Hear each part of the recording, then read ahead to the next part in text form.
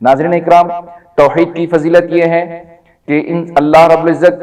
جو بھی شخص کلمہ لا الہ الا اللہ کا اقرار کرے اس پر جہنم کو حرام قرار دیتے ہیں اور اس کے لیے جنت واجب قرار دیتے ہیں۔ حضرت انس رضی اللہ تعالیٰ عنہ روایت کرتے ہیں، صحیح بخاری اور مسلم کی روایت ہے کہ ایک مرتبہ حضرت معاذ رضی اللہ تعالیٰ عنہ رسول اللہ صلی اللہ علیہ وسلم کی سواری پر پیچھے بیٹھے ہوئے تھے، تو رسول اللہ صلی اللہ علیہ وسلم نے کہا یا معاذ، اے معاذ،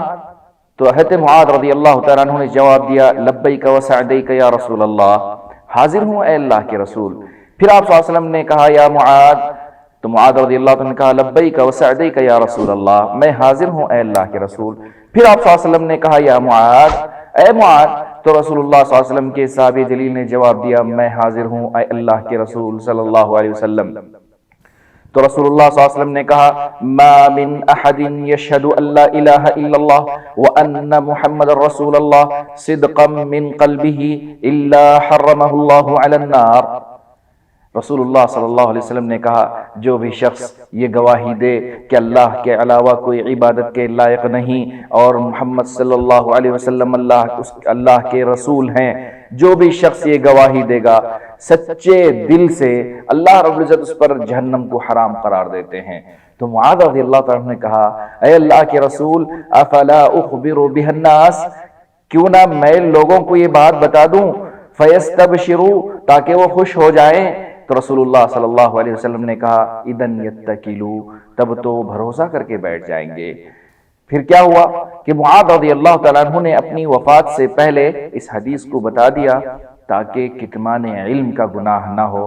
اور اللہ کے رسول کی بات چھپانے کے خدشے سے انہوں نے لوگوں کو یہ بات سنا دی۔ ناظرین اکرام، اس حدیث میں رسول اللہ صلی اللہ علیہ وسلم نے 3 مرتبہ حضرت معاذ رضی اللہ تعالیٰ عنہ کو ندا لگائی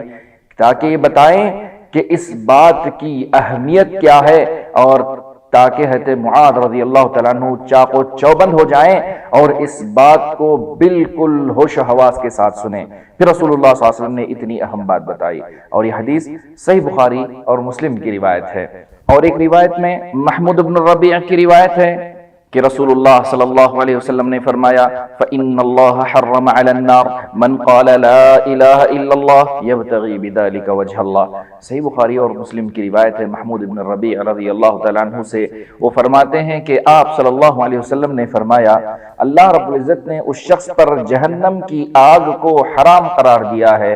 جو لا الہ الا اللہ کا اقرار کرے اور اس کے ذریعے سے اللہ کی رضامندی چاہے، یبتغی بذالک وجہ اللہ، جو بھی شخص صدقے دل سے لا الہ الا اللہ کا اقرار کرے گا اللہ اس پر جہنم کو حرام قرار دیتے ہیں۔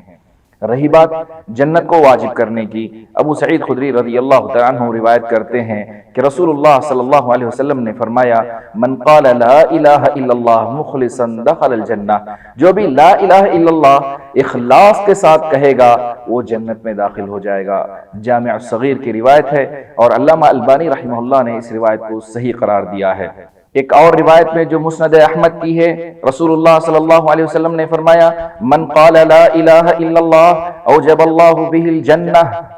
اوجب اللہ بہ الجنہ واعتقہ من النار، جو بھی شخص لا الہ الا اللہ کا اقرار کرے اللہ تبارک و تعالیٰ اس پر جنت کو واجب قرار دیتے ہیں اور دوزخ سے اس کو آزاد کر دیتے ہیں۔ سامعین اکرام، یہ مجرد اقرار کافی نہیں، اقرار کے ساتھ تصدیق چاہیے اور عمل بھی درکار ہے۔ لہذا اگر کوئی انسان صرف اقرار کرے اور عمل نہ کرے ایسا نہیں ہو سکتا۔ اگر بھروسہ کر کے بیٹھ جائے کہ میں نے لا الہ الا اللہ کا اقرار کیا ہے میں جنت میں چلا جاؤں گا، میں نے لا الہ الا اللہ کا اقرار کیا ہے میں جہنم سے بچ جاؤں گا،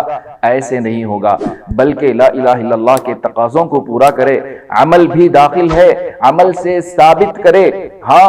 اگر مومن ہو، متقی ہو، اس کے باوجود بھی اگر اس سے گناہ سرزد ہو جائیں تو اللہ رب العزت اس کو سزا دیں گے۔ اگر توبہ کرے تو اللہ کی مشیت میں ہے، اللہ تعالیٰ چاہے تو معاف کرے، اللہ تبارک و تعالیٰ چاہے تو عذاب دے۔ دعا کیجئے اللہ تبارک و تعالیٰ مجھے اور آپ کو موحد بنائے، اور اللہ تبارک و تعالیٰ ہماری عبادتوں کو قبول فرمائے، اور اللہ تبارک و تعالیٰ ہمیں جہنم کے آگ سے بچائے اور جنت میں داخل فرمائے، آمین۔